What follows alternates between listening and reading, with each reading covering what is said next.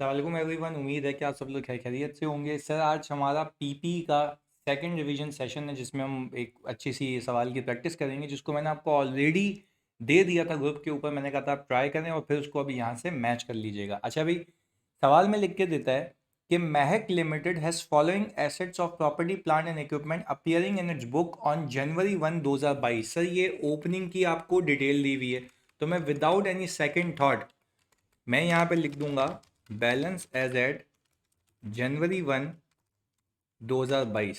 यानी मैं यहाँ पे लिख देता हूँ sir cost slash fair value as at January 1 2022। सही है जी। हमने कहा लैंड, बिल्डिंग, प्लांट,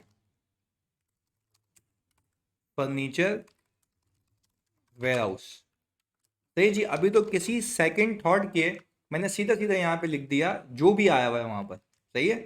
अच्छा, मैं सवाल में जाता हूँ, लैंड में देखता हूँ 1.5 मिलियन की है। अच्छा भाई, बिल्डिंग में देखता हूँ 5.5 मिलियन की है, और प्लांट है 5.4 मिलियन, और ये आ गया सर 2.2 मिलियन, और वेयर हाउस आ गया 4 मिलियन। अच्छा सर, ये हमारे पास कोई कुल मिला के, ये क्यों नहीं हुआ सही, इसको सही कर लेते हैं और इसको सही कर लेते हैं। अच्छा जी सर, ये तो आ गए ओपनिंग बैलेंसेस मेरे पास। सही जी। मैं एक बार रिकन्फर्म कर लेता हूँ। 1.5, 5.5, 5.4, 2.2, 1.5, 5.5, 5.4, 5, 2.2 और 4 मिलियन। सही है जी। अब यहाँ पर accumulated depreciation as at January 1 2022। Let me reconfirm 22 ही है ना। ओके जी, 22 ही है। तो हमने कहा सर ये तो चैम्प ही होंगे जो इसको डेप्रिशिएट करेंगे। सही जी, उनका हिसाब अल्लाह अलग से करेगा। सर बिल्डिंग आ गई 231,667, 231,667। मैंने कहा सर ये आ गया। अच्छा जी सर, इसके बाद हमने कहा कि हमारे पास 1,635,000, 1,635,000 ये आ गया। और सर फिर हम देख रहे हैं कि 8,60,000, और ये आ गया मेरे पास 922,000। सही है जी। हमने कहा कि सर अगर हम यहाँ पर इसको हम सही करें तो ये हमारे हिसाब से हो गया। तो सर ये अभी तक हमारा सर जो माशाल्लाह है वो ओपनिंग डेटा जाके बना है, ओपनिंग डेटा। सही जी, ये आ गया हमारे पास ओपनिंग डेटा। अच्छा जी, अब सर हम यहाँ पे नेट बुक वैल्यू निकाल लेते हैं। और ये नेट बुक वैल्यू आ गई मेरी यहाँ पर सर, ये 1.5 मिलियन, और ये आ गई होगी ये। और सर मैं यहाँ पर टोटल का कॉलम बना लेता हूँ। सही है जी, क्योंकि अनलेस के एग्जामिनर मना करे तब तक आपने बनाना है। सही जी, वरना कोई माफ़ी नहीं है इसकी। ये आ गया और ये आ गया। सही है जी। और हमने कहा सर ये आ गया यहाँ पर टोटल। अब सर आपको वही पता है कि सबसे पहले ओपनिंग बैलेंसेस, यानी आपने दो अकाउंट खोल देने हैं। सही है जी, दो अकाउंट खोल देने हैं। सबसे पहले आपने कॉस्ट स्लैश फेयर वैल्यू का अकाउंट खोल देना है, और यहाँ पे लिख देना है कि सर आपके पास balance as at January 1 2022 cost के ये हैं या फेयर वैल्यू के ये हैं, what's ever the case is. और ये हमने यहाँ पर टोटल कर लिया। सही है जी, ये आ गया।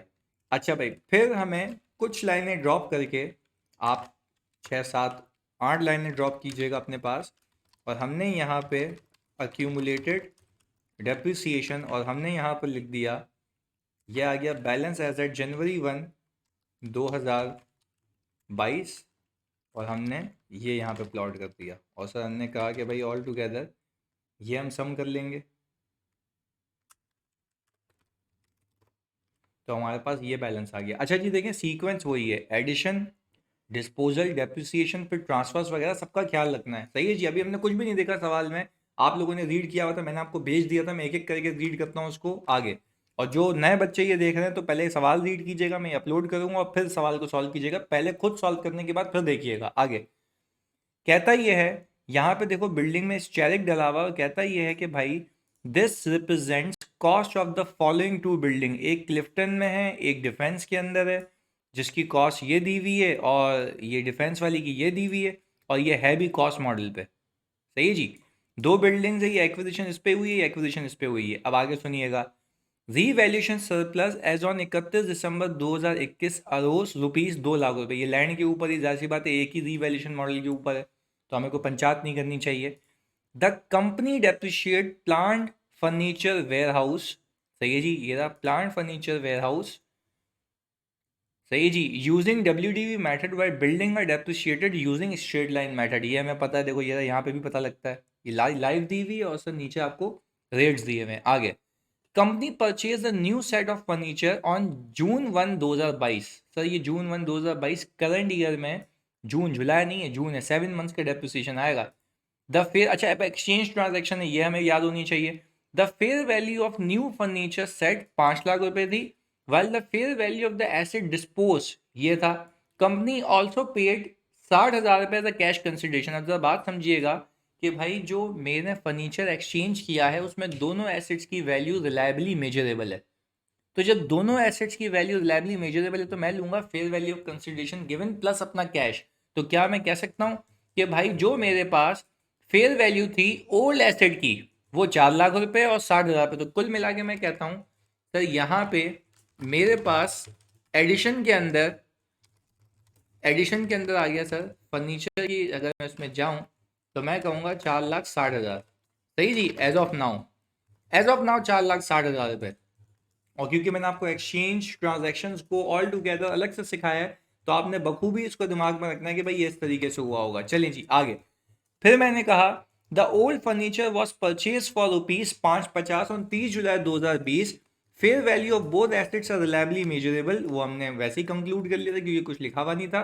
तो सर मैं अगर यहाँ पर डिस्पोजल की बात करूँ साथ में तो क्या मैं कह सकता हूँ ये कॉस्ट का अकाउंट है, तो यहाँ से 550 हमने कटा दिए होंगे। सही है जी, तो 550 जब मैंने यहाँ से कटा दिए होंगे तो वो एक कॉस्ट ऐड हुई है, दूसरी कॉस्ट लेस हुई है। अब नीचे इसका ओपनिंग तक का अक्यूमुलेटेड ओपनिंग में फॉर द ईयर का आप बुक करके दोनों को मिला के रिवर्स करके हटा देंगे। क्लैरिटी है? चलें जी सर, अब जरा हम इसको आगे लेके चलते हैं। चलें जी, ये तो हो गई फर्नीचर की कहानी। सही है जी, एडिशन और डिस्पोजल। एक एक बहुत देखो सवाल की लेंथ पे नहीं जाओ, एक पेज का भी आएगा एग्जाम में भी एक पेज का आएगा, but you need to tackle कि भाई एडिशन डिस्पोजल पे काम करना है, एक एक एडजस्टमेंट देखो पार्क करते जाओ, खत्म। अच्छा भाई, one of the plant which is used to manufacture best selling product range was severely damaged during the year in an incident. The plant was purchased on August 1 2019। सही है जी, 2.5 मिलियन का। अच्छा भाई अगर मैं देखूं प्लांट परचेज किया गया था, एक वन ऑफ द प्लांट है वो बोल रहा है कि भाई वो डैमेज हो गया है।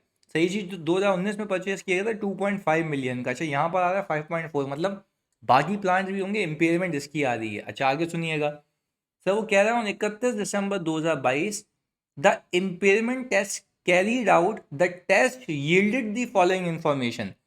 As a result, the company believes that the future net cash flows from the product in upcoming years will be limited to only 8 lakh, 5 lakh, 450, 350 और 1 lakh.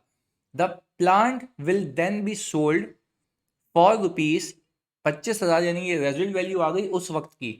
An offer has been received to buy the plant immediately, ये fair value आ गई, but the company would have to pay a cost of ₹1 lakh. तो sir ये आपको दे दी cost to cell, यानी इसमें impairment testing भी कराई है। बट मेरा आपसे सवाल ये है बच्चों कि जब मैं इम्पेयरमेंट टेस्टिंग करूंगा तो मैं इसको ऑल टुगेदर उठाकर लेके जाऊंगा क्लोजिंग पे, यानी साल के आखिर में। साल के आखिर में, बात क्लियर है? आगे सुनिएगा। तो यानी सर इसने ये फ्यूचर कैश फ्लोज बता दिए, ये रहा 8 लाख, 5 लाख, 450, 350 और 1 लाख। सही है जी, और वो क्या क्या रहा है? As a result, company believes that the future cash outflows of the product in upcoming years will be limited to only ये होगा। तो आप पहले इसको साल के आखिर में तो पहुंचाएं, और जो साल के आखिर में पहुंचाएंगे तो कैरिंग अमाउंट आएगी, उसकी रिकवरेबल अमाउंट निकालेंगे, क्योंकि ये इम्पेयरमेंट टेस्टिंग आपकी साल के आखिर में हो रही है। सही है जी, ये देखो 31 दिसंबर पे। तो उसको पहले डेप्रिशिएट करके लेके जाएंगे, but you need to remember कि एक प्लांट है जिसकी इम्पेयरमेंट टेस्टिंग होनी है आगे। अच्छा भाई, अब मैंने ये कहा इसके बाद, sir warehouse was purchase on July 1 2019 and was rented out on 30 June 2022। यानी सर ये जो वेयर हाउस की बात हो रही है ना, यहाँ पर ये जो आ रहा है, ये जुलाई 1 2019 में खरीदा था और इस साल इसको रेंट पे दे दिया है। मतलब क्या मैं ये कह सकता हूँ ये ट्रांसफर है, यहाँ से वहाँ ट्रांसफर होगा बट रीवैल्यू होकर होगा, ये भी याद रखिएगा। फिर बोल रहा है M L acquired a property comprising of 4 similar showrooms at a total cost of ₹12 million on 31 August 2022। अच्छा भाई, वो कह रहा है 50% of the cost of property is attributable to the value of land. Each of the showroom can be leased out separately and has a useful life of 15 years with no residual value। अच्छा बात समझिएगा, अब वो क्या ये रहा है कि भाई आपने एक प्रॉपर्टी एक्वायर की है, सही है, जो कि 4 सिमिलर शोरूम्स हैं, सही है जी, 12 मिलियन के हैं, 2022 की 31 अगस्त को एक्वायर किया आपने। 50% of the cost of property जो है वो लैंड की है, बाकी सारे किस में चले जाएंगे भाई, बिल्डिंग का कॉम्पोनेंट हो जाएगा। अच्छा, डेप्रिसिएशन के पर्पज से बता रहा है, each of the showroom can be lease out separately and has a useful life of 15 years. और आगे देखो क्या कह रहा है, ML is using one showroom for its own products while the other showrooms were held to be leased out on November 1 2022। Two showrooms were given on a monthly rent of ₹5 lakh. तो मुझे एक बात बताओ, जब मेरी प्रॉपर्टी वेकेंट थी तब भी तो वो आईपी होगी ना, तो यानी क्या मैं ये कह सकता हूँ कि एक शोरूम को मैं ले जाऊंगा पीपीई के अंदर और बकाया शोरूम को मैं ले जाऊंगा कहाँ पर सर, बकाया शोरूम को मैं ले जाऊंगा कुल मिला के इन्वेस्टमेंट प्रॉपर्टी के नोड के अंदर, ये वहां की एडिशन है। क्लियर है आगे। अच्छा भाई, अब वो कह रहा है कि भाई the fair value each showroom is increasing 10,000 each month. 10,000 मतलब ₹1 लाख ईच मंथ, तो वो फेयर वैल्यू निकालने के लिए काम आएगा। अच्छा भाई, on 31 March 2022 company decided to move its head office in the building of tower which was rented out to जेडल सिंस मैनी ईयर्स। यानी अब ये कह रहा है कि भाई ये आईपी का ओपनिंग आ रहा होगा, जो आईपी से उठ के कहाँ आ जाएगा सर, यहाँ पे पीपी में आ जाएगा। अच्छा भाई, the fair value of the property eight 31 December 2021 was 2 million। The building was vacated on May 1। The office was occupied, तो ये 1 जून पे आके ऑक्यूपेशन आएगी तो वो यहाँ आ जाएगा और सही डेटा दिया हुआ है। अच्छा सर, जो जो डेटा मिलता जा रहा है उसको पार्ट करते जाते हैं। अच्छा भाई, इम्पेयरमेंट की इन्फॉर्मेशन को याद रखिएगा, ये इम्पेयरमेंट की इन्फॉर्मेशन साल के आखिर में काम आएगी। और वेयर हाउस की जहाँ तक बात है, तो सर वेयर हाउस हमारे पास ओपनिंग में मौजूद है, वो ट्रांसफ़र होगा, बट आप ये तो बात याद रखें ना, जो वेयर हाउस है हमारा वो ट्रांसफ़र होगा, पहले रीवैल्यू होके होगा, तो पहले उसको भी साल के आखिर तक लेके जाना है, या जब तक वो वहाँ पे जा रहा है तब तक डेप्रिशिएट तो करना ही है ना। आगे देखते हैं, एमएल ने एक्वायर किया है, सही जी, जो प्रॉपर्टी है वो 4 सिमिलर शोरूम्स हैं, इसको देख लेते हैं। तो सर क्या मैं कह सकता हूँ यहाँ पर एडिशन के अंदर, सर मैं एक और चीज़ ऐड कर दूँ, शोरूम, सही है जी, शोरूम को ऐड कर देता हूँ। अच्छा भाई, अगर मैं शोरूम को ऐड नहीं भी करूँ और बिल्डिंग में डाल दूँ तब भी बात एक ही है, सही है जी। तो हम आपके लिए ये कर लेते हैं कि हम लैंड और बिल्डिंग यहाँ कर लेते हैं ना, हम लंबी नहीं करते। अच्छा भाई, हमने कहा कि 12 मिलियन, सही है जी, इसमें से 4 शोरूम है ये कुल मिला के, जिसमें से एक यहाँ पर आएगा, बाकी 3 वहाँ जाएंगे, तो मैंने डिवाइड कर दिया 4 से। मैंने कहा सर ये वैल्यू आ गई कितनी, 3 मिलियन, पर इसका जो 50% है वो यहाँ आ गया और इसका 50% यहाँ आ गया, सही जी, क्योंकि ये डेप्रिशिएट होगा वो डेप्रिशिएट नहीं होगा, ये आपको बात याद रखनी थी। तो सर हमने ये कहा कि सर बकाया तो इसमें और कुछ भी नहीं है, और सर हाँ, इसमें ट्रांसफ़र फ्रॉम इन्वेस्टमेंट प्रॉपर्टी, बहुत सुकून से समझिएगा, ये पूरा डिस्क्लोजर एक कॉम्प्रिहेंसिव सवाल है फॉर योर प्रैक्टिस, क्योंकि आपको ऐसा सवाल नहीं मिलेगा जिसमें यहाँ से वहाँ से यहाँ एक ही बार आया, पर ये उससे भी ज़्यादा कॉम्प्लेक्स है। चलें जी,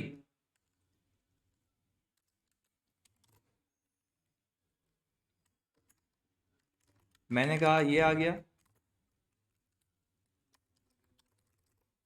और हमने ये किया। अच्छा जी, अब सर इसको यहाँ ले आते हैं, ये हमने इसको नीचे डाल दिया, इसको ऊपर कर लेंगे बस। चलें जी, ये आ गया, ये हमारे एक्सेल की शक्ति है कि हमने खाली इसको ऊपर नीचे कर लिया था। खैर, अच्छा भैया, मुझे एक बात पता है, क्योंकि मुझे पीपी का डिस्क्लोजर भी बनाना है सैमल्टेनियसली, तो प्लीज़ यहाँ पे याद रखिएगा, एमएल ने एक्वायर किए 4 सिमिलर शोरूम, 4 की बात हो रही थी, 12 मिलियन के थे, 50% प्रॉपर्टी का जो कंपोनेंट था वो लैंड था, बाकी बिल्डिंग था वो मैं पीपी में ले गया। याद रखिएगा एडिशन की डेट अलग है, वो डेप्रिसिएशन के वक्त ख्याल रखना है। अब ट्रांसफर की बात करते हैं। देखें यहाँ पे लिख के दे रहा है 31 मार्च 2022 कंपनी ने डिसाइड किया है कि वो अपना हेड ऑफिस सही है बिल्डिंग ऑफ टावर में मूव करेगी, जो कि आज तक रेंट पे दिया हुआ था जेडल को बहुत सालों से। तो ये आईपी की ओपनिंग में आ रहा होगा, सही है जी। The office was occupied by the ML on June 1 2022। तो आपको याद है ना कि अगर आईपी फेयर वैल्यू पे होती है तो वहां पे पहले रीवैल्यू होगी और फिर यहाँ फेंका जाएगा। तो मुझे एक बात बताओ, जून 1 पे अगर वो ऑक्यूपाई हुआ है तो क्या 2.5 मिलियन लूंगा? सर डेफिनेटली यस, मैं 2.5 मिलियन लूंगा और मैं कहूंगा कि भाई ये है बिल्डिंग। तो मैंने यहाँ पर लेके आ गया 2.5 मिलियन। तो सर ये आपको ऑल टुगेदर देखना है कि भाई यहाँ पे क्या क्या आ रहा है, अभी यहाँ से जाएगा भी तो उसका भी आपने ख्याल रखना है, पर वो रीवैल्यू होकर जाएगा। अभी हम तो पीपी की बात कर रहे हैं, सही है जी। ये आ गया। अच्छा, if I look at further things तो sir I don't think so कि यहाँ पर, अच्छा रिमेनिंग लाइफ बता रहा है डेप्रिसिएशन के लिए, और फेयर वैल्यू दी हुई है शोरूम की और अदर लैंड की अलग अलग, तो वो बाद में देखते हैं। खैर सर अब मेरे ख्याल से मुझे यहाँ पे 4-5 लाइनें ड्रॉप करके काम करना है डेप्रिसिएशन पे, जो कि सबसे खतरनाक है, डेप्रिसिएशन फॉर द ईयर। तो सर मैंने कहा मैं यहाँ पे वर्किंग 1 का रेफरेंस देता हूँ आपको, और आप यहाँ पे साथ साथ बिल्कुल फोकस से तमीज़ से रहिएगा यहाँ पर, ताकि आपको बात समझ आए। सही जी, मैंने कहा सर यहाँ पर वर्किंग 1, सही है, डेप्रिसिएशन एक्सपेंस ये देख लेते हैं। अच्छा जी, डेप्रिसिएशन एक्सपेंस के केस में सबसे पहले हमने कहा सर हम बिल्डिंग की बात कर लेते हैं। सही है भाई, बिल्डिंग की बात कर लेते हैं, आ जाए। अच्छा भाई, बिल्डिंग के अंदर मैंने कहा सर कॉस्ट मॉडल है, यस सर कॉस्ट मॉडल है। तो मैंने कहा sir opening cost of building उठा लें, बिल्कुल सिंप्लिसिटी के साथ। ओपनिंग कॉस्ट ऑफ बिल्डिंग उठा ली, ये रही, ये आ गई। अच्छा भाई, क्या इसमें कोई डिस्पोजल है? मैं सवाल में जाके देखता हूँ, नहीं है, कोई डिस्पोजल नहीं है, कोई भी डिस्पोजल नहीं है, सही है जी। तो मैंने कहा कि भाई क्या मैं कह सकता हूँ कि मैं इसको अगर लाइव जाके देखूँ इसकी, तो लाइफ है 15 साल, यानी आज तक मेरे पास जो भी बिल्डिंग्स आई हैं, प्लीज सुनिएगा। देखिए यहाँ पे दिस रिप्रेजेंट्स बोल रहा है क्लिफ्टन की बिल्डिंग है और डिफेंस की बिल्डिंग है, क्लिफ्टन की बिल्डिंग और डिफेंस की बिल्डिंग। और मैं यहाँ पे देखता हूँ अगर, मैं यहाँ पे देखता हूँ अगर, तो मेरी जो वेयर हाउस है ना, वेयर हाउस जो कि अलग से आ रहा है मेरे पास, वो मैंने डिसाइड किया है कि मैं यहाँ से वहाँ भेजूंगा, यानी इन्वेस्टमेंट प्रॉपर्टी में दूंगा। बट यहाँ पर आई डोंट थिंक सो कि मेरी बिल्डिंग का कोई पंगा है, क्योंकि देखो अगर मैं पहले से शुरू से लेके आखिर तक देखूं कि ये जो मेरे पास company purchase new set of furniture, plant की इम्पेयरमेंट का मसला है वो भी देखते हैं, वेयर हाउस है, और बाकी और कुछ भी नहीं है यहाँ पर। सही जी, बाकी और कुछ भी नहीं है, तो मतलब डिस्पोजल नहीं है, एडिशन है, सही है जी। अच्छा भाई, अब आगे इसको अगर लेके चलूँ मैं, तो मैंने कहा सर ओपनिंग को अगर मैं डिवाइड कर दूं, ओपनिंग को अगर मैं डिवाइड कर दूं यहाँ पर 10 ईयर्स से, 10 नहीं बल्कि 15 से करूँगा मैं, ये आ गया 15 सर। तो मैंने यहाँ पर इसको डिवाइड किया 15 से, तो 1 साल का डेप्रिसिएशन आ गया ये, सही जी, क्योंकि कॉस्ट मॉडल है। इसमें मैं ऐड कर दूंगा एडिशन ऑफ शोरूम बिल्डिंग, सही, एडिशन ऑफ शोरूम बिल्डिंग। मैंने कहा जैसे ही मैंने एडिशन ऑफ शोरूम बिल्डिंग यहाँ पे किया, तो सर यहाँ पे वो अमाउंट आ रही थी, यहाँ से उठाता हूँ, ये रहा। अच्छा सर, बाय डिफ़ॉल्ट इसकी लाइफ भी कितनी होगी? सर 15 साल। अच्छा भाई देख भी लेते हैं। तो हम नीचे आए यहाँ पर, और इसने कहा सर 15 ईयर्स है, ताकि कंसिस्टेंट पॉलिसी है, कोई मसले वाली बात नहीं है, सही है जी। तो ये आ गया। अच्छा भाई, फिर हमने कहा कि सर इसको भी आप ज़रा ऐसे ही कर लें, ये आ गया। पर सर हाँ, इसमें जो एडिशन की डेट है वो हमें बड़ा देख के ख्याल रखना है। हमने कहा M L acquired property comprising of 4 showrooms on 31 August 2022, सही है जी। और इसमें कह रहा है कि भाई एक जो है उसने खुद के यूज़ के लिए रखा था, बाकी उसने रेंट पे दिया हुआ है। अच्छा तो खैर, अब मैं कहूँगा कि भाई 31 अगस्त है, तो मैं कहूँगा सितंबर अक्टूबर नवंबर दिसंबर, कितने महीने सर? 4 महीने। तो क्या मैं कह सकता हूँ कि मैं यहाँ पर 4 महीने का डेप्रिसिएशन बुक करूँगा? हाँ जी, मैंने इसको 4 से डिवाइड किया, इसको 12 से डिवाइड किया भाई,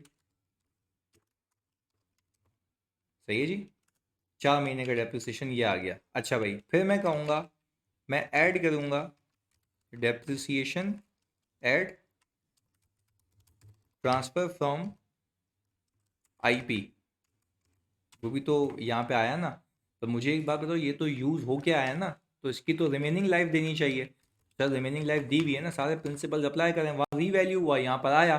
तो मैं यहाँ पे देखता हूँ कि जो यहाँ पर उठ के आया है, तो remaining useful life at the date of transfer, सही जी, 10 साल है। तो मुझे आप एक बात बताओ, मैं इसको यहाँ पर 15 ईयर्स के बजाय कितना लिखूंगा, 10 ईयर्स। तो मैंने कहा सर मैंने 10 ईयर्स तो किया, पर ये डेट ऑफ ट्रांसफ़र आपने कौन सी कंसिडर की है, वो जिस दिन उसने डिसाइड किया, या वो जब हम ऑक्यूपाई हो गए। तो यहाँ पे देखें कि ऑक्यूपेशन की जो डेट है वो है जून 1 2022, ऐसा ही है। ऑक्यूपेशन की डेट क्या है भाई, जून 1 2022, क्योंकि ये वो डेट है जब आपने यहाँ पे ऑक्यूपाई हो गए हो आके। तो ऑक्यूपेशन की डेट है जून 1 2022। तो हमने कहा कि भाई हमने यहाँ पर जून से अगर लेके चलें तो हो गए 7 महीने, और ये हो गए 10 साल, सही है जी।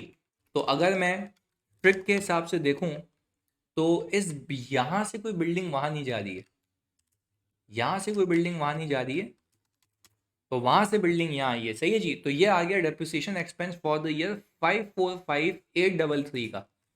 तो मैंने कहा सर मैं यहाँ से लिंक लगा दूँ, 545833। I hope this is clear sir. ये कहानी तो यहाँ हो गई ख़त्म। अच्छा खैर, अब हम चलते हैं आगे। मैं कहा सर प्लांट पे आ जाएं, प्लांट पे आ जाएं भाई। मैं कहा सर प्लांट की अगर बात करूँ मैं, तो यहाँ पे हमने कहा सर दूसरा एरिया पिक करते हैं, 2 आ गया सर प्लांट। तो मैं कह रहा हूँ sir opening book value of plant, हाँ जी, opening book value of plant मेरी है ये, सही। जैसे बुक वैल्यू क्यों, क्योंकि सर मुझे याद आ रहा है कि हमने ये किया हुआ है रिड्यूसिंग बैलेंस के ऊपर, सही है जी। 1635 इसमें से माइनस हुआ हुआ है, तो हमने अकॉर्डिंगली लिया हुआ है। अच्छा भाई, अपने आप से सवाल पूछना है क्या इसमें कोई डिस्पोजल है, देखे कुछ भी नहीं है, ऊपर से कंक्लूड करता हुआ आया हूँ, कुछ भी नहीं है, कुछ भी नहीं है। हाँ अलबत्ता यहाँ से वेयर हाउस का ट्रांसफर है, यहाँ से वेयर हाउस का ट्रांसफर है, जो कि कहाँ जा रहा है सर, यहाँ से आईपी में जा रहा है। तो वो देखते हैं ना, अभी पहले आखिर में साल के आखिर तक तो लेके आओ, डेप्रिशिएट करोगे, रीवैल्यू करोगे, तो उस सब तक डेप्रिशिएट करोगे जब तक यहाँ पे था। पर आई डोंट थिंक सो कि बाकियों में कुछ पंगा है। तो हमने कहा प्लांट में अलबत्ता हमारी इम्पेयरमेंट का खर्चा है, वो हम देखते हैं, पर वो भी साल के आखिर में ही है, सही है जी।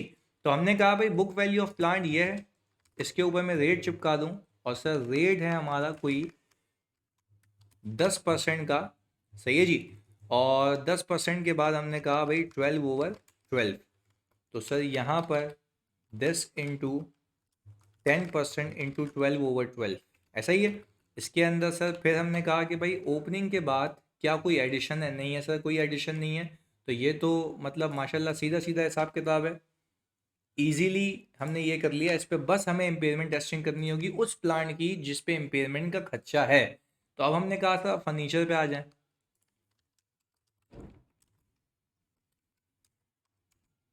अब सर हमने कहा फर्नीचर, तो सर फर्नीचर में भी opening book value of furniture निकाल ली मैंने।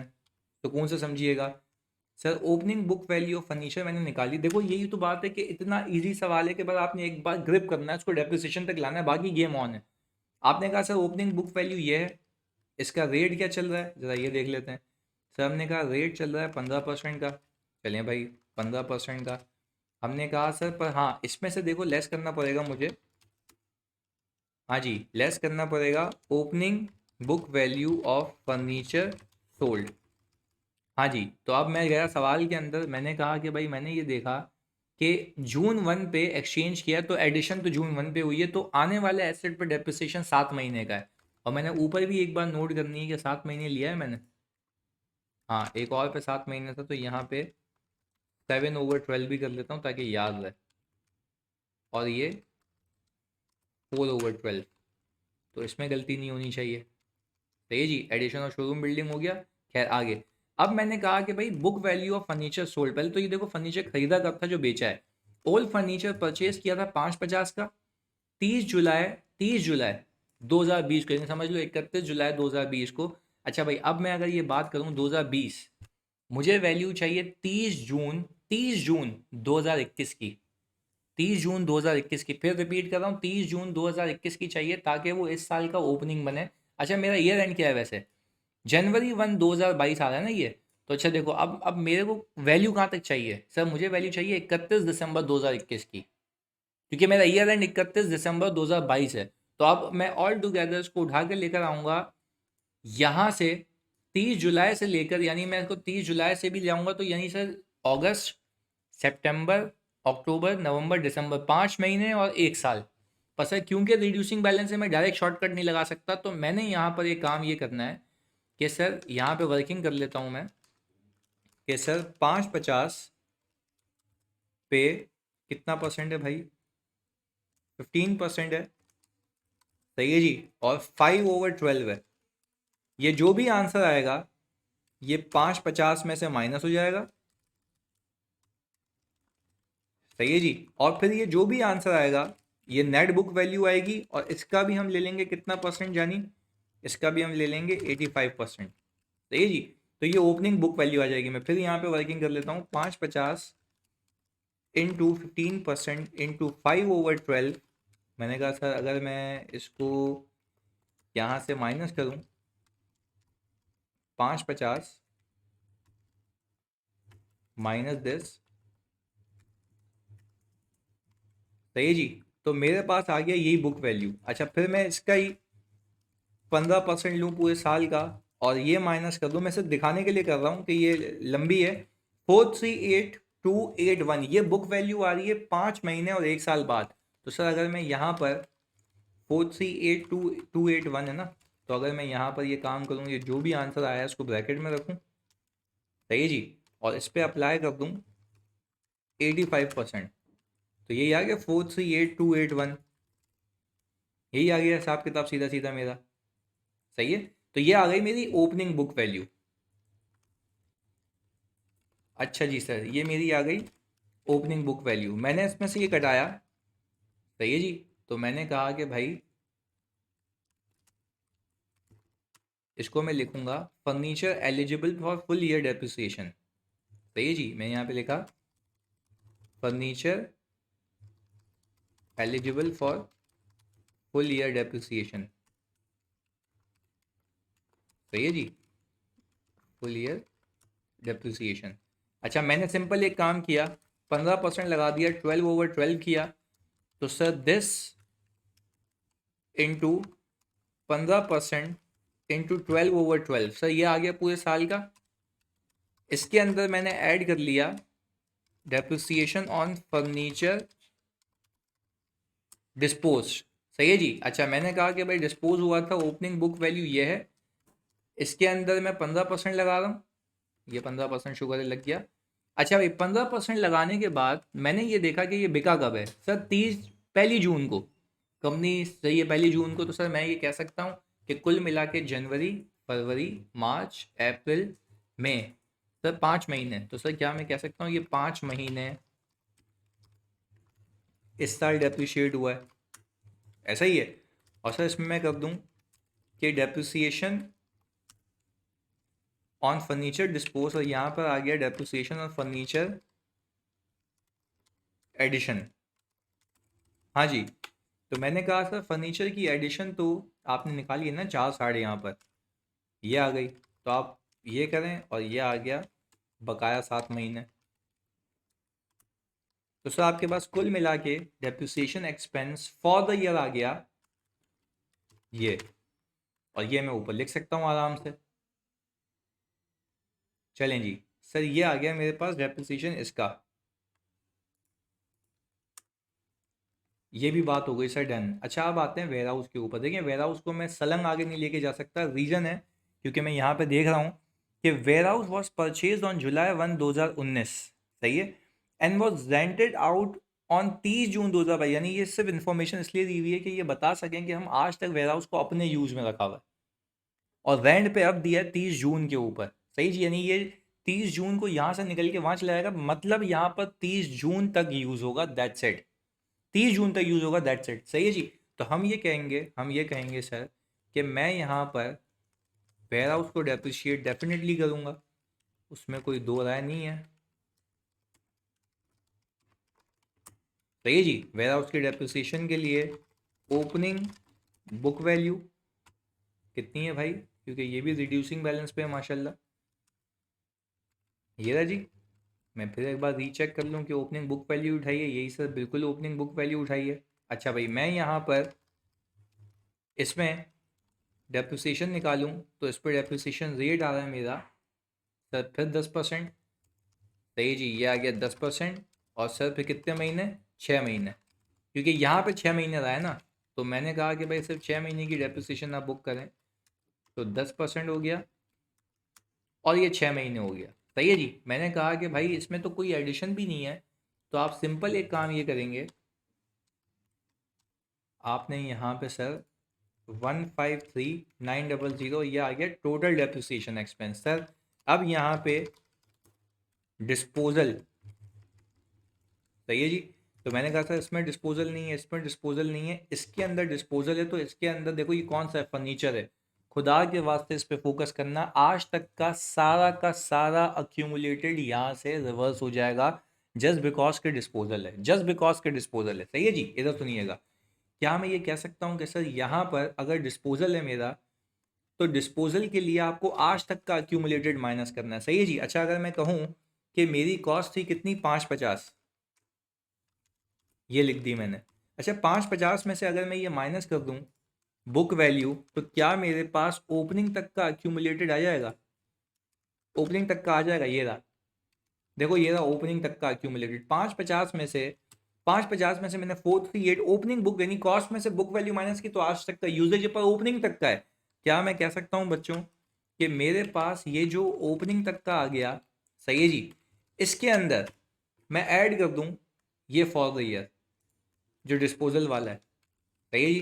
मैं फिर रिपीट कर रहा हूँ, देखो पहले इतना था, सही है जी, और मैंने कहा अगर इसके अंदर मैं ये ऐड कर दूं कितना, 27392, तो सर कुल मिला के ये बनता है 139,111। तो सर मैंने कहा कि अगर मैं यहाँ पर ही इसको ऐसे कर लूँ ताकि मैं एक साथ ही इसको दिखा दूँ, तो सर क्या कहना है, ये आ गया 139,111। तो sir basically this is a reversal, basically this is a reversal of total accumulated जो फर्नीचर आपने बेच दिया है। क्लियर है। अच्छा जी, ये भी हो गया। अब सर अब बात रखिएगा, याद रखिएगा, बात समझिएगा। सर मैंने कहा अब मैं यहाँ पर एडजस्टमेंट अगेंस्ट कॉस्ट। अच्छा देखें, ये तो आपका जाहिर सी बात है, लैंड है, सही है, वो तो है ही फेयर वैल्यू मॉडल पे, मुझे पता है, उस पर आते हैं। पर मैं कह रहा हूँ यहाँ पे एडजस्टमेंट अगेंस्ट कॉस्ट तो नहीं होगी ना सर। मैं बात कर रहा हूँ इस वेयर हाउस की। मैंने कहा वेयर हाउस में जितना भी आपका अक्यूमुलेट है ना बेटा, घुमाओ उसको, क्योंकि इसको रीवैल्यू करके आपको आईपी में फेंकना है 30 जून पे, क्योंकि आपने डेप्रिसिएशन भी देखो कितने महीने का बुक किया है, 6 महीने का।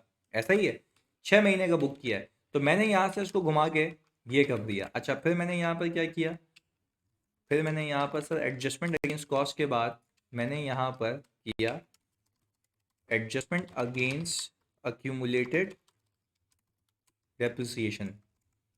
ये रहा जी। सर क्या हम ये कह सकते हैं कि हमारा एसेट इस हरकत के बाद, हमारा एसेट जो है इस हरकत के बाद बुक वैल्यू पे आ गया।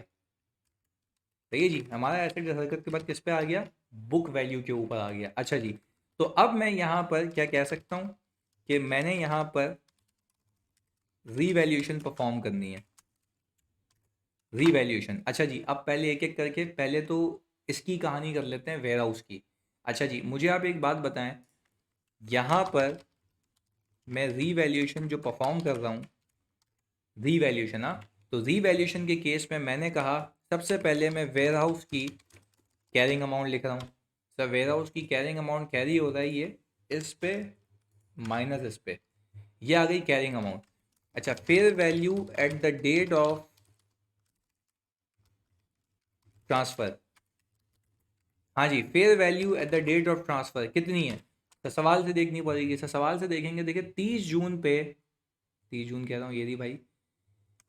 अच्छा सर, आपने जो ट्रांसफ़र किया ना वेयर हाउस, वो ये देखें, ये रहा 30 जून पे किया है, सही है, रेंट किया। तो जाहिर सी बात है जिस दिन आपने रेंट किया है उस दिन जाके आप कहेंगे वो आपकी क्या बन चुकी है, इन्वेस्टमेंट प्रॉपर्टी। ऐसा ही है। अच्छा भाई, तो हमने कहा भाई 30 जून के ऊपर इसकी वैल्यू कितनी चल रही है, 3 मिलियन की, यानी ये वो दिन है जब यहाँ पे रीवैल्यू होके वहां जाएगा। क्लियर है? तो सर हमने कहा कि ये आ गया 3 मिलियन। चलें जी। तो सर जब ये 3 मिलियन आ गया हमारे पास, तो इसको आपके लिए, ये 30 मिलियन क्यों कर दिया मैंने, इसको हम वेयर हाउस की कैरिंग अमाउंट को ना नीचे ले जाते हैं, ताकि आपको सही अंदाज़ा हो कि ये अपवर्ड जा रहा है। अच्छा जी, तो आज तक इसके ऊपर कोई लॉस नहीं है, क्योंकि ये आज तक की हिस्टोरिकल कैरिंग अमाउंट ही है। तो 75900 का यहाँ पर आ गया सरप्लस। सही है जी, ये आ गया सर 75900। अच्छा, क्या मैं कह सकता हूँ कि फिर मैं यहाँ से ट्रांसफ़र टू इन्वेस्टमेंट प्रॉपर्टी, और वो होगा this minus this plus this, कितने पे, 3 मिलियन पे। ऐसा ही है, क्योंकि यहाँ पे रीवैल्यू होगा ताकि सरप्लस में चला जाए। तो हमने कहा सर ये यहाँ से चला गया, और ये एंट्री आ गई, ये एंट्री आ गई, यानी यहाँ से डी रिकोगनाइज किया बट री वैल्यू करके किया है। और ये मैंने बहुत डिटेल में आपको सिखाया है। इसकी प्रेजेंटेशन ये रही, इसकी प्रेजेंटेशन ये रही, ये री वैल्यू करके हमने यहाँ से वहाँ फेंक दिया। अब ये आईपी में एज अ ट्रांसफर आ रहा होगा, एज अ ट्रांसफर आ रहा होगा, ये वहाँ से निकल के यहाँ आ रहा है। सही है, तो दोनों मैंने चीज़ें आपको बता दी। खैर साहब, जब सरप्लस की बारी की है आपने, तो आप लैंड को भी करें। सही जी, लैंड। अच्छा भाई, अगर मैं बात करूँ, ओल्ड लैंड आपके पास कितने पे कैरी हो रही है? हाँ जी, ओल्ड लैंड हमारे पास कैरी हो रही है सर, कुल मिला के 1 मिलियन पे। अच्छा, वो तो फेयर वैल्यू है। कैरी हो रही है हमारे पास 1.5 मिलियन पे। सही है जी। अच्छा, इसका सरप्लस पड़ा हुआ है, सरप्लस बैलेंस अवेलेबल। हाँ भाई, सरप्लस बैलेंस कितना पड़ा हुआ है? तो सवाल में जाके देखता हूँ मैं, तो सरप्लस बैलेंस आ रहा है 2 लाख रुपए का। ये लिख दिया हमने साइड में। अच्छा भाई, तो अब हमने ये कहा कि सर, अब हमने ये कहा कि यहाँ पर कुल मिला के मेरे पास ओल्ड लैंड की जो फेयर वैल्यू है वो दी हुई है 1 मिलियन। अभी हमने सवाल में देखी। सही जी।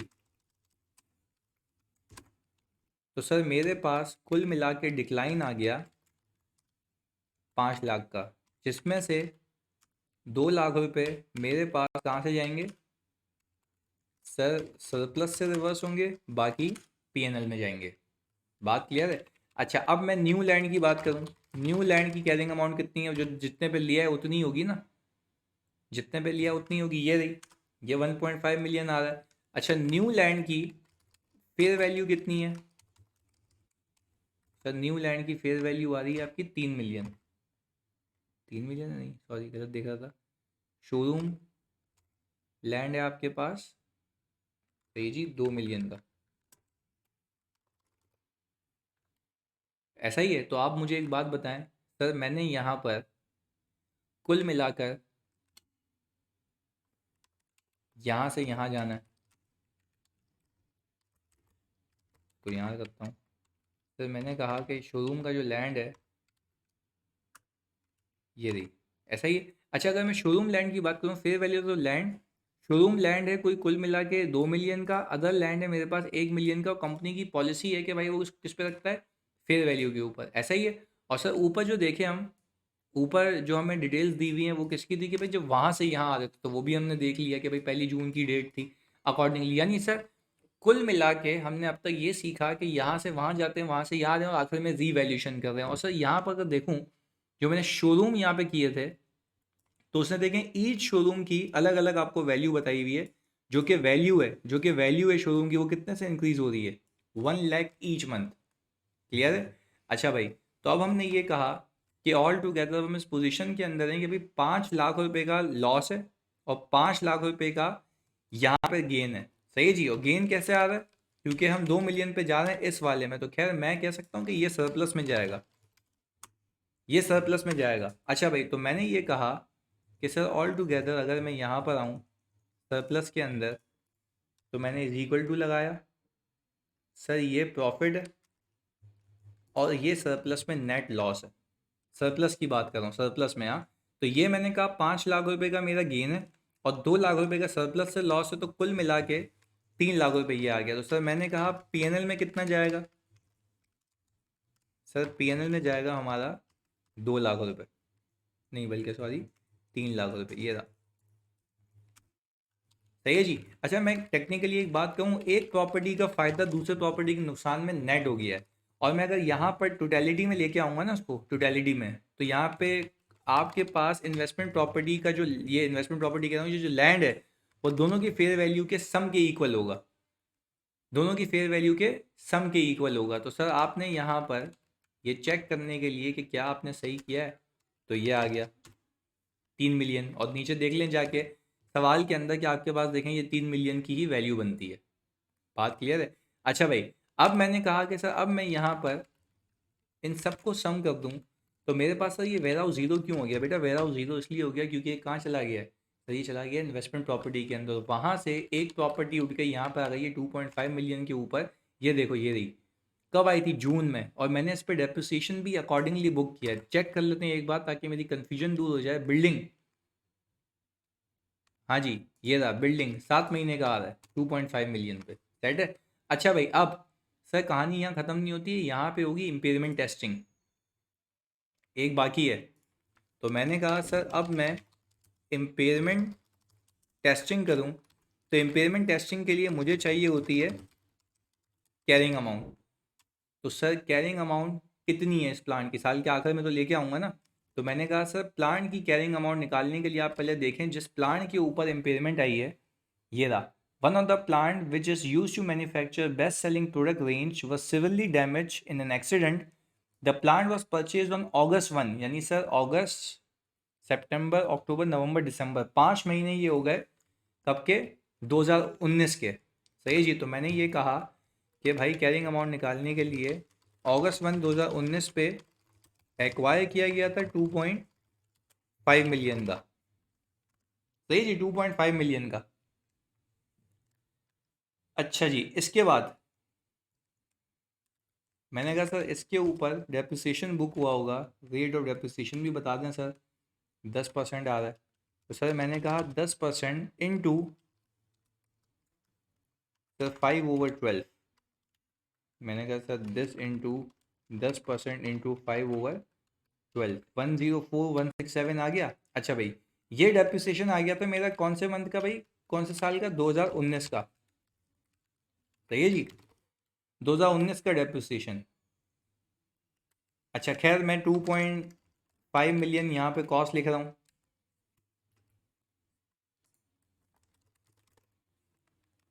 चलें जी, सर ये आ गया। अब मुझे एक बात बताएं सर, 2020 में मैंने फिर डेप्रिसिएशन बुक किया होगा और 2020 में मैंने डेप्रिसिएशन बुक किया होगा इस पे। सही है जी। और फिर ये पूरे 12 महीने चला होगा। तो सर मैंने कहा आ जाएं जी 12 महीने, और ये आ गया 2020। सही है। अच्छा 2020 के बाद फिर मैंने कहा कि सर मेरे पास यहाँ पर कुल मिला के आपकी ये बुक वैल्यू थी, फिर इसमें से ये माइनस हो गया होगा, ये बुक वैल्यू आई होगी। आपने फिर 12 महीने का डेप्रिसिएशन बुक किया होगा 2021 में। सही है जी। और सर इसमें कोई दो राय नहीं है कि आपने इस साल भी बुक किया है, आपने इस साल भी बुक किया है। सही है जी।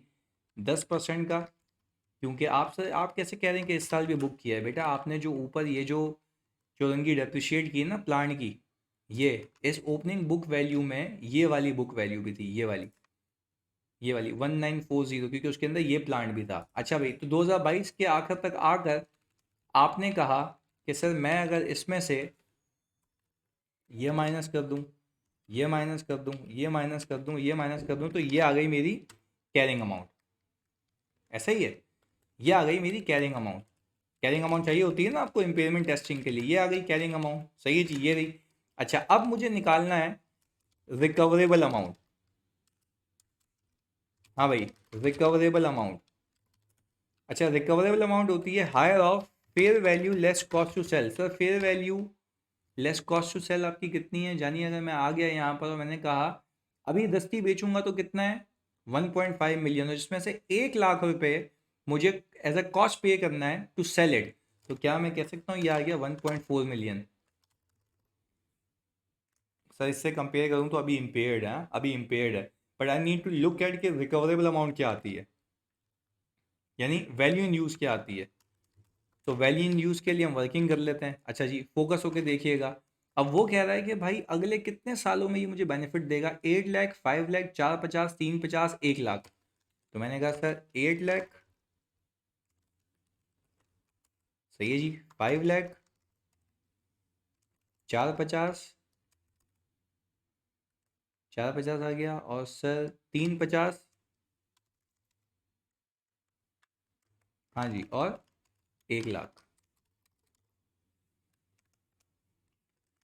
अच्छा जी, ये कुछ सीन है इसके, ये हमारे कैश फ्लोज हैं। अच्छा, ये बता रहा है 31 दिसंबर 2022 के आगे कि ये है, ये इम्पेयरमेंट टेस्टिंग हो रही है ये, यानी ईयर वन मतलब है 2023, सही है जी, ये 24, और ये कुछ यहाँ तक आएगा, सही है जी। चलें जी, तो हमने कहा कि भाई यहाँ पे भी ये ईयर्स भी कर तो दूसरा साल हो जाएगा, ये तीसरा, चौथा, और ये पांचवा। अच्छा जी, पर मसला ये है कि ये जो कमाएगा ना उसके आखिर में ये बेचेगा भी एसेट, तो ये इसके अंदर ऐड हो जाएगा 25,000, तो ये हो जाएगा 1,25, सही है। अच्छा भाई, डिस्काउंट रेट कितना दिया हुआ है जानी, डिस्काउंट रेट दिया हुआ है यहाँ पे 12% का, तो मैं कह रहा हूँ प्रेजेंट वैल्यू एट 12%। तो सर हम सिंपल यहाँ पर एक काम ये करेंगे, दिस डिवाइड बाई 1.12 की पावर 5, ये आ गया, ये आ गया, ये आ गया, ये आ गया, और ये एक साल के हिसाब से आ गया। हमने कहा टोटल प्रेजेंट वैल्यू का अगर हम सम करें आपके लिए, तो सर हमारे पास ये सम आता है 8.196। तो सर हमने ये जो निकाला है वैल्यू इन यूज़, ये लोअर है, सही है जी। तो अगर मैं देखूं तो मेरी fair value less cost to sell ही ज़्यादा है। अच्छा, मैं अगर दिमाग चला के, अच्छा मैंने यहाँ पे एक अमाउंट ज़्यादा तो नहीं लिख दी गलत, 8 लाख, 5 लाख, 450, 350, 1 लाख, सही है जी। ये 5 लाख आ गया, 450 और 350। अच्छा जी, ये तो अगर मैं ये देखूं तो सर टोटल प्रेजेंट वैल्यू आती है मेरी,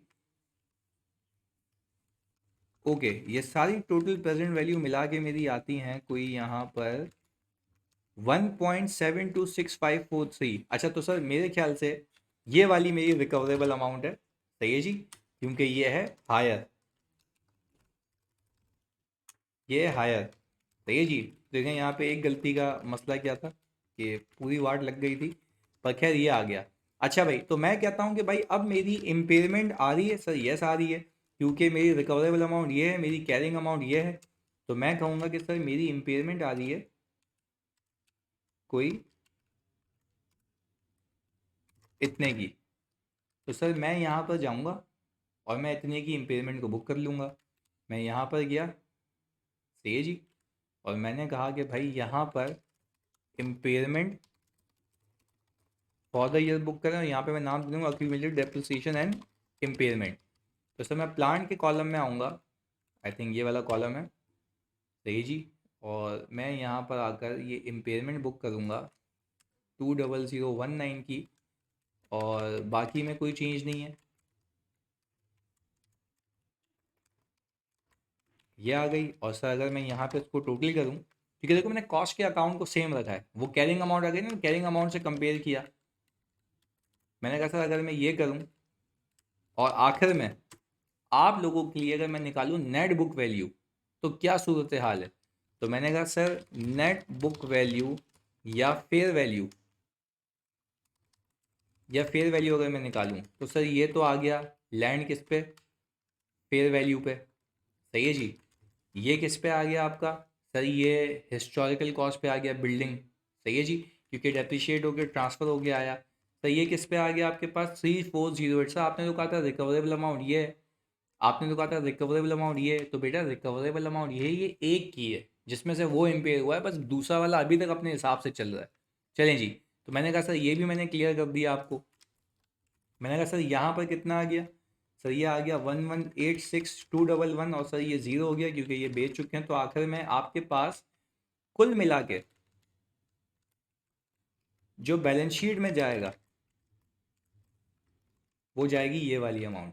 सही जी, this will be parked in your balance sheet. अगर आपसे बैलेंस शीट एक्सट्रैक्ट मांगता है तो सर ये एक बहुत ही कॉम्प्रिहेंसिव सवाल था।